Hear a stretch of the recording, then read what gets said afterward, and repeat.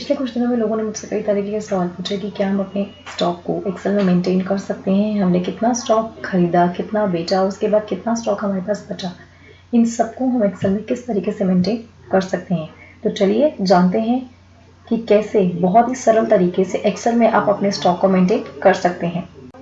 Excel में stock को maintain करने के लिए आपको 3 चीज़ों की ज़रूरत होती है। पहले आपको बनाना है आइटम लिस्ट, दूसरा आपको बनाना है परचेज रजिस्टर, तीसरा आपको बनाना है सेल्स रजिस्टर। इसके बाद ही आप स्टॉक को मेंटेन कर पाएंगे। तो चलिए फ्रेंड्स, अब हम स्टार्ट करते हैं हमारा आज का ये वीडियो।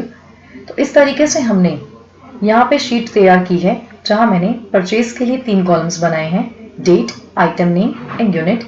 इसी तरीके से मैंने सेल्स के लिए 3 कॉलम बनाए हैं, date, item name and unit. And stock के लिए 5 कॉलम्स बनाए हैं, numbers, item name, purchase, sales and stock. अब कैसे हम स्टॉक को मेंटेन कर पाएंगे ये हम यहाँ देख लेते हैं। सबसे पहले हमने जो यहाँ लिस्ट ली है, आइटम लिस्ट ली है, इनको हमें दोनों परचेज और सेल्स के कॉलम्स में जरूरत होगी बार बार टाइप करने की, क्योंकि परचेज या सेल करते समय आपने कितनी आइटम्स खरीदी, कितनी बेची और कितना स्टॉक आपके पास बच गया, इसको बार बार टाइप करने की जरूरत पड़ेगी। इसको बार बार टाइप ना करना पड़े इसके लिए हम यहाँ पर परचेज में आइटम्स नेम्स की जगह पर ड्रॉप डाउन लिस्ट रेडी करेंगे। अभी ड्रॉप डाउन बनता कैसे है मैं आपको ये बताने जा रही हूँ। सबसे पहले आप आइटम्स के कॉलम में जहाँ पे आपको ड्रॉप डाउन क्रिएट करना है उस कॉलम को सिलेक्ट कर लीजिए इस तरीके से।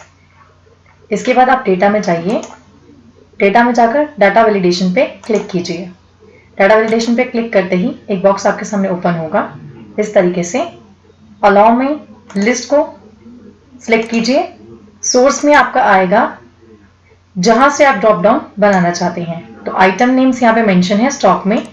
मैं यहाँ से सेल नंबर 3 H3 से प्रॉपर ड्रैग कर लेती हूँ जितना भी मेरे पास आइटम्स के नेम मेंशन है, H3 से लेकर H15। Click okay.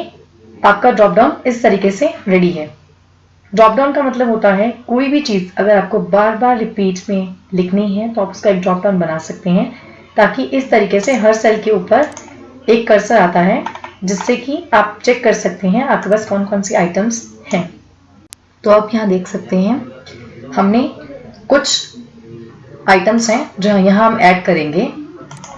देखिए इस तरीके से ड्रॉप डाउन ओपन किया मैंने, जैसे कि कीबोर्ड का यूनिट है 10। हमने 10 कीबोर्ड परचेज किए,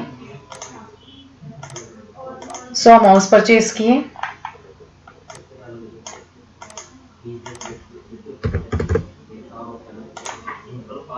इसी के साथ में आप यहाँ पे डेट मेंशन कर सकते हैं, परचेज आपने कौन सी डेट पे किए हैं। जैसे कि मैं यहाँ पे मेंशन कर देती हूँ 20 जनवरी 2021। ठीक है, इस तरीके से ही नीचे भी मैं डेट मेंशन कर देती हूँ इस तरीके से। इसी तरीके से मैं आगे की लिस्ट रेडी कर लेती हूँ। तो यहाँ मैंने इस तरीके से अपनी परचेज रजिस्टर की लिस्ट रेडी कर ली है। परचेज रजिस्टर में कुल कितने आपने कीबोर्ड परचेज किए, कितने माउस परचेज किए, कितने कुल LED परचेज किए, इसको स्टॉक रजिस्टर में ले जाने के लिए हम लोग सम इफ का फॉर्मूला यूज करेंगे। तो चलिए अब हम लगाते हैं सम इफ का फॉर्मूला। स्टॉक में परचेज पर जाएंगे is equals to sum if bracket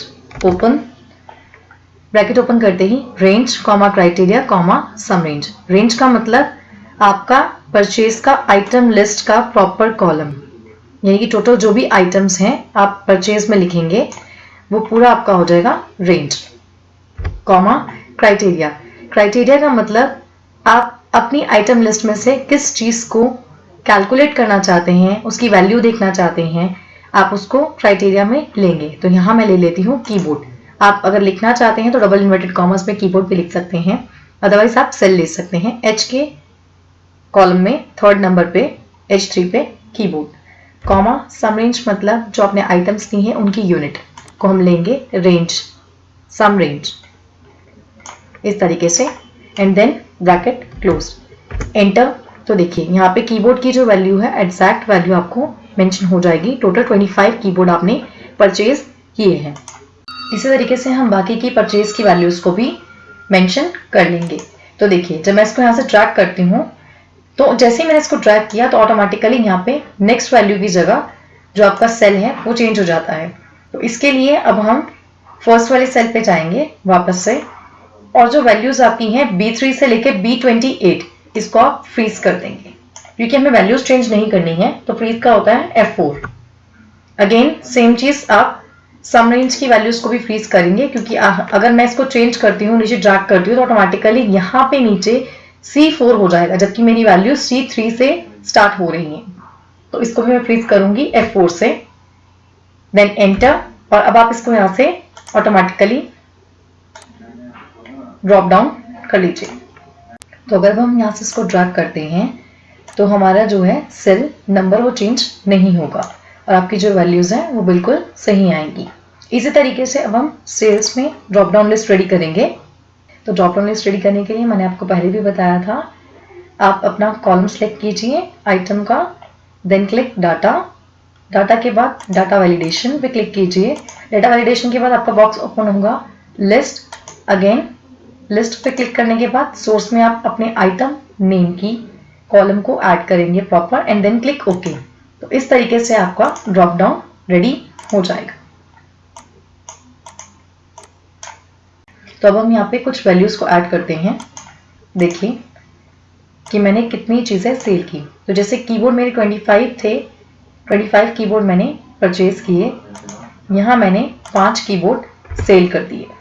तो मैंने यहाँ पे वैल्यू डाल दी। नेक्स्ट वैल्यू में डाल देती हूँ लैपटॉप 17, मैंने 100 परचेज किए और लैपटॉप 17 यहाँ पे है हमारे पास, मैंने 17 लैपटॉप सेल कर दिए। इसी तरीके से मैं अपनी बाकी की लिस्ट रेडी कर लेती हूँ। तो देखिए यहाँ इस तरीके से मैंने अपनी सेल्स की लिस्ट रेडी कर ली है।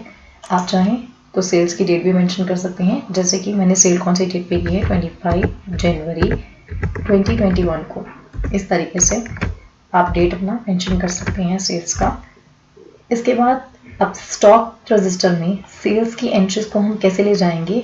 अगेन हम यहाँ पे सम इफ का फॉर्मूला पुट करेंगे, sum if bracket open. Again range की बात तो मैंने आपको पहले ही बताया था, रेंज। अब यहाँ पे हम सेल्स की बात कर रहे हैं, इसलिए हम आइटम नेम्स सेल्स के कॉलम में जो है उसकी रेंज ड्रैग करके लेंगे। इसके बाद कॉमा क्राइटेरिया, क्राइटेरिया में आप फिर से जो आइटम स्टॉक में है, स्टॉक में आइटम नेम है, उस पर क्लिक करेंगे, यानी कि H3, कॉमा सम रेंज। सम रेंज मतलब जो रेंज आपने ली है उसका सम, यानी कि यूनिट। तो यहाँ पे सेल्स में आइटम नेम्स के आगे यूनिट है, यूनिट का कॉलम आप एग्जैक्ट सम रेंज के लिए लेंगे, then bracket closed and enter. तो इस तरीके से आपका सेल्स का अमाउंट आ जाएगा। Click and enter, enter. तो देखिए यहाँ पे आ गया आपका टोटल सेल कितनी की है आपने कीबोर्ड की, 5।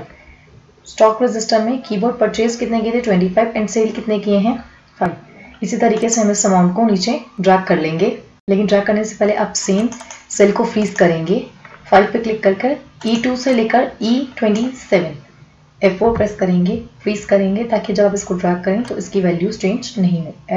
F3 से लेकर F28 तक की भी वैल्यूज को फ्रीज करेंगे F4 से, देन एंटर। और आप इसको ड्रैग करेंगे तो आपकी वैल्यूज जो हैं और सेल सही तरीके से मेंशन हो जाएंगे। तो ये तो गया हमारा स्टॉक रजिस्टर में कि हमने कितने कीबोर्ड परचेज किए, कितने सेल किए। अब क्वेश्चन ये आता है कि कितने परचेज किए थे और कितने सेल किए, उसके बाद कितना स्टॉक हमारे पास बचा है।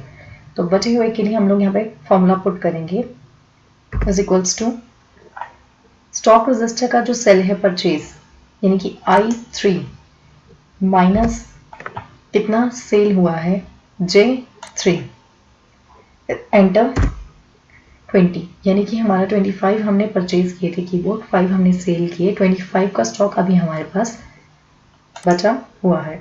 इस तरीके से आप इसको नीचे ड्रैग कर लीजिए तो आपके पास टोटल वैल्यूज आ जाएंगी।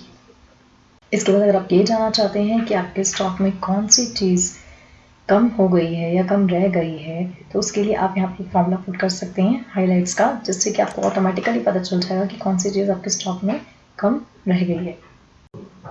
तो हाइलाइट्स के फॉर्मूले को लगाने के लिए सबसे पहले आप अपने कॉलम को सिलेक्ट कीजिए, स्टॉक के कॉलम को इस तरीके से, होम पर क्लिक कीजिए, कंडीशनल फॉर्मेटिंग में हाईलाइट्स का ऑप्शन क्लिक कीजिए एंड लेस देन पे क्लिक करिए। इस तरीके से आप यहाँ पे जो भी वैल्यू देंगे, जैसे यहाँ पे अभी वैल्यू आ रही है 190, हम इसको 190 को हटाकर यहाँ पे वैल्यू दे देते हैं 20, कि अगर कोई भी चीज़ हमारी 20 से लेस होती है तो हमें उस चीज़ का हाईलाइट हो जाए। इस तरीके से मैंने 20 लिखा एंड देन ओके। तो अब देखिए जो वैल्यूज़ आपकी 20 से लेस हैं ऑटोमेटिकली इस तरीके से रेड कलर से हाईलाइट हो जाएंगी। तो फ्रेंड्स, ये थी हमारी आज की वीडियो, जिसमें आप ये जान सकते हैं कि आपने टोटल कितनी चीज़ें परचेज की, कितनी चीज़ें सेल की और आपके पास कितना स्टॉक बचा है। इसके साथ में ही कौन सी चीज़ आपकी 15 से लेस है, 20 से लेस है, कम हो गई है, जिसको आप हाईलाइट कर सकते हैं। तो फ्रेंड्स, इस तरीके से आप अपनी स्टॉक रजिस्टर बना सकते हैं। आप चाहें तो इसको अलग अलग शीट्स में भी मेंटेन कर सकते हैं या फिर इस तरीके से एक ही शीट पे मेंटेन कर सकते हैं। इस वीडियो से रिलेटेड कोई भी क्वेश्चन के लिए आप मुझे नीचे कमेंट बॉक्स में मैसेज कर सकते हैं। स्टैंडर्ड सर्विसेज के चैनल को अभी तक अगर आपने सब्सक्राइब नहीं किया तो सबसे पहले वीडियो के नीचे दिए गए रेड बटन को प्रेस कीजिए और मेरी न्यू और इंटरेस्टिंग इन्फॉर्मेटिव वीडियोस के लिए बेल आइकन को प्रेस करना नहीं भूलिएगा।